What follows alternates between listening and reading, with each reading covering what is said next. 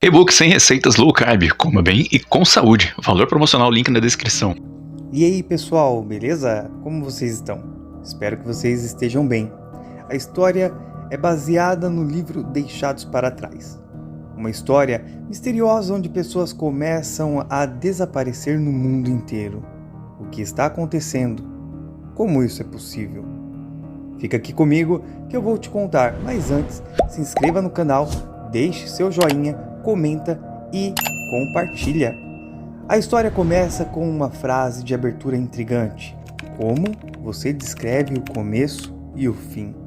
Curiosamente, imagens de Jerusalém e uma música imponente nos levam a passear por essa cidade histórica.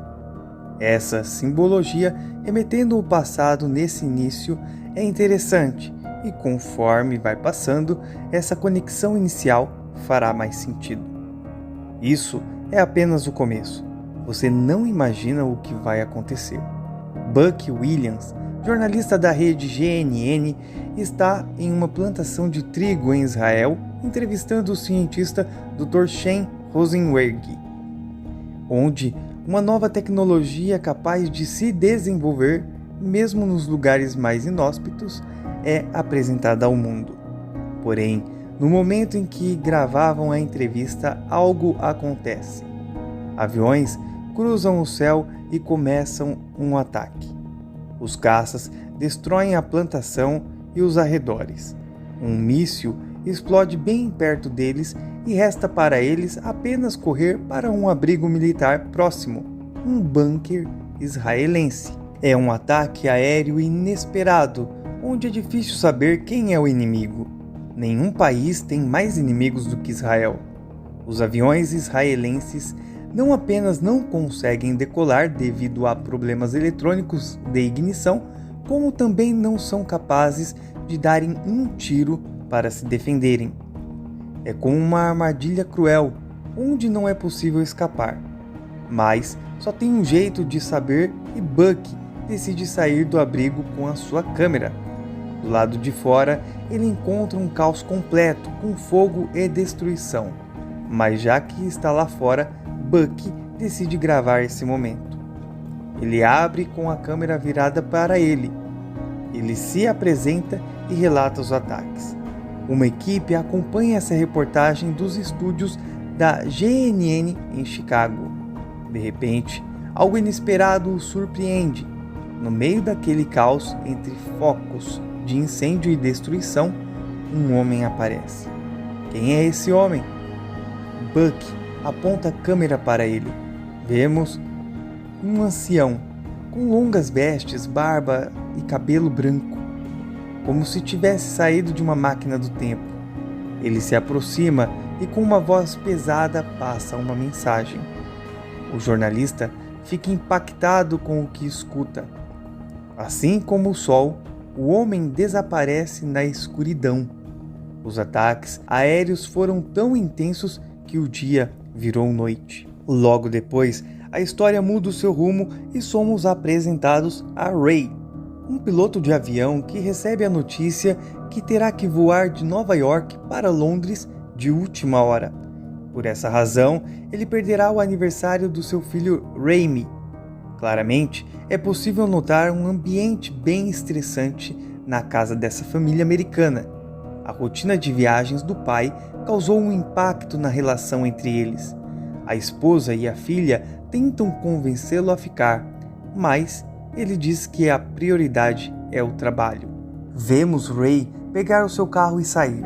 Uma cena quase em câmera lenta, mostrando aquela típica imagem que temos em mente de um bairro americano. Devido aos ataques em Israel, Buck decide embarcar para Londres para uma investigação. E sim, ele embarca no mesmo avião que Ray. No mesmo voo também está Hatch, a comissária de voo que tem um caso com o piloto. Hatch informa que é seu último voo, pois vai começar a trabalhar na ONU. Isso deixa Ray perturbado. Nesse meio tempo, algo acontece a bordo. Surreal. De fato, você vai se surpreender, acredite. Mas não esquece de deixar um comentário no vídeo, ok? Alguns passageiros começam a acordar e e perceber que algumas pessoas desapareceram de seus assentos. Como que alguém desaparece de um avião? Um clima de mistério e perplexidade fica no ar. E o mais maluco nisso tudo é que as roupas foram deixadas para trás, como se as pessoas ainda estivessem sentadas nas poltronas do avião. O resultado é um verdadeiro caos a bordo. Um homem, desesperado, tenta abrir a porta do avião, mas Ray e Buck conseguem impedi-lo. Hatch pede que os passageiros se acalmem, mas o que se vê é uma confusão sem controle. Quando Ray volta para a cabine, ele pede para o copiloto acionar as máscaras de oxigênio. O piloto estava certo e todos se sentaram após as máscaras caírem. Mas Ray tenta descobrir o que está acontecendo, emitindo o famoso código de socorro Mayday, e escuta pelo rádio que no mundo inteiro pessoas estão desaparecendo. Por consequência dessa situação, Ray decide voltar o voo para o aeroporto de origem. Em outro momento, vemos Chloe, a filha de Ray, dirigindo em uma estrada e brecando forte devido a um grande acidente. Muita gente ferida e, de forma misteriosa, um motorista desapareceu. Assim como aconteceu no voo, deixando as roupas para trás. Enquanto tenta entender o que está acontecendo, ela avista um homem ferido furtando seu carro. Ainda no aeroporto, depois de pousar, Buck avista Ray e pede ajuda para voar para Nova York. Ray fala do contato de um amigo de voos particulares. Ray segue para sua casa acompanhado de Buck. Aquela rua tranquila já não existe mais, tudo revirado, uma desordem total. Ray começa a procurar pela família. A casa parece vazia. O piloto encontra na cama do filho o pijama do menino e se dá conta do que aconteceu. Ray chora ao ver um cartão de aniversário com uma foto dele e do pequeno Raimi. Mas ele não desiste. Corre para o quarto do casal na esperança de encontrar a esposa e não acredita no que encontra. Restou apenas o pijama, um crucifixo e a aliança de casados. Ela também desapareceu. O Raimi se desespera. Ele se ajoelha no chão e explode num choro de dor. Num ímpeto de raiva, ele olha para a Bíblia da esposa e arremessa contra o espelho. Vemos a imagem do piloto em cacos de vidro. Apesar disso, ele decide folhear a Bíblia. Devido ao estado de lei marcial, Buck tem que ficar na casa de Ray. Chloe consegue voltar para casa de carona num jipe do exército. Ela toma um susto quando encontra o jornalista da GNN dormindo no sofá de casa. Eles conversam e ela concorda em levá-lo até o aeroporto para encontrar com um piloto particular.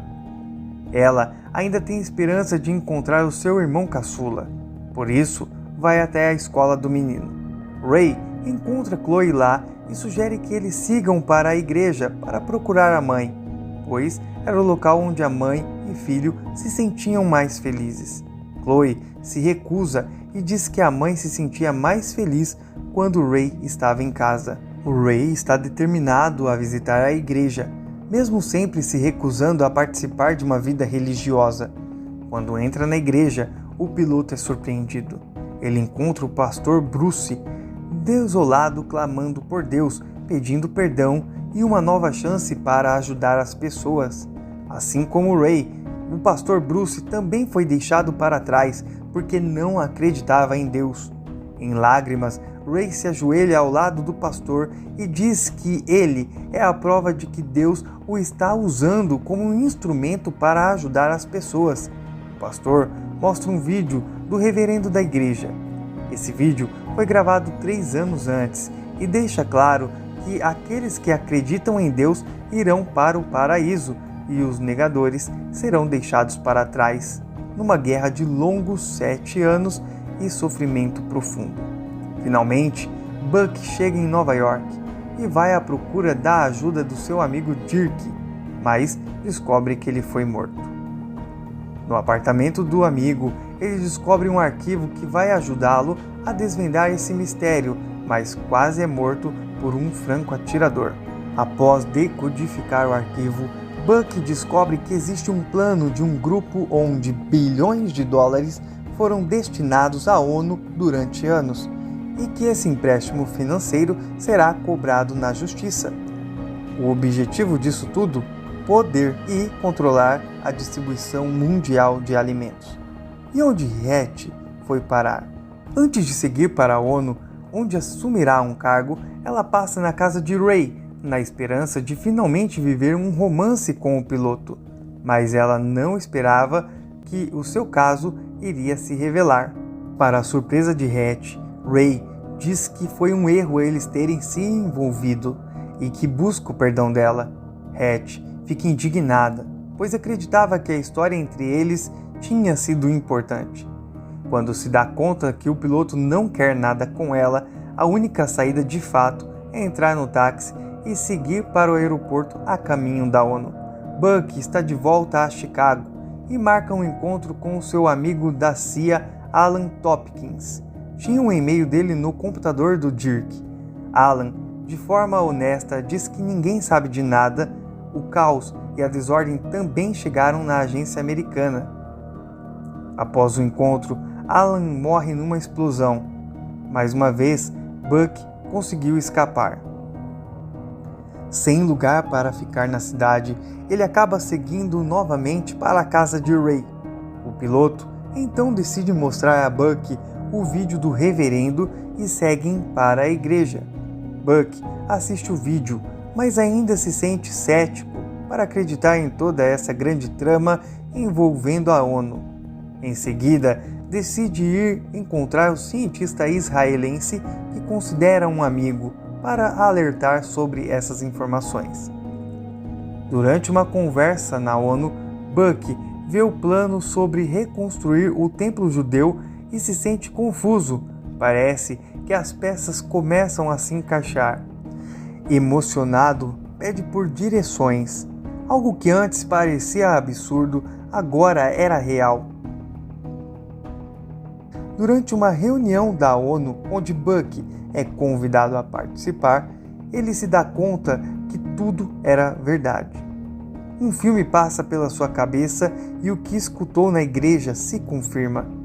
O secretário-geral da ONU, Nikolai Karpatia, incorpora o papel do anticristo, onde busca o poder absoluto do mundo e começando pelo projeto do templo em Israel. Num ato teatral, ele mata os banqueiros Stonagal e Cotran, pois eles eram parte do grupo para tomar de volta o dinheiro dado à ONU e buscar o poder na distribuição mundial de alimentos.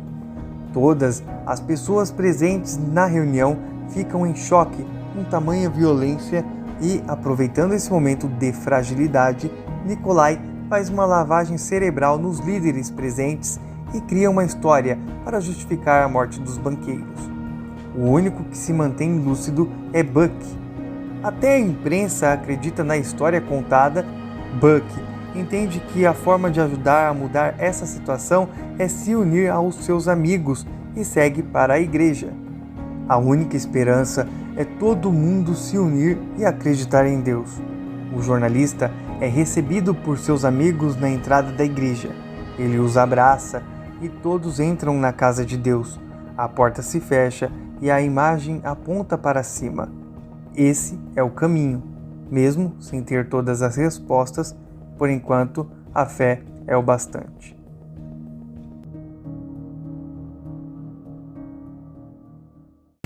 O e-book 100 receitas low carb e receitas para você preparar em casa mesmo sem experiência na cozinha. Acesse o link abaixo e veja.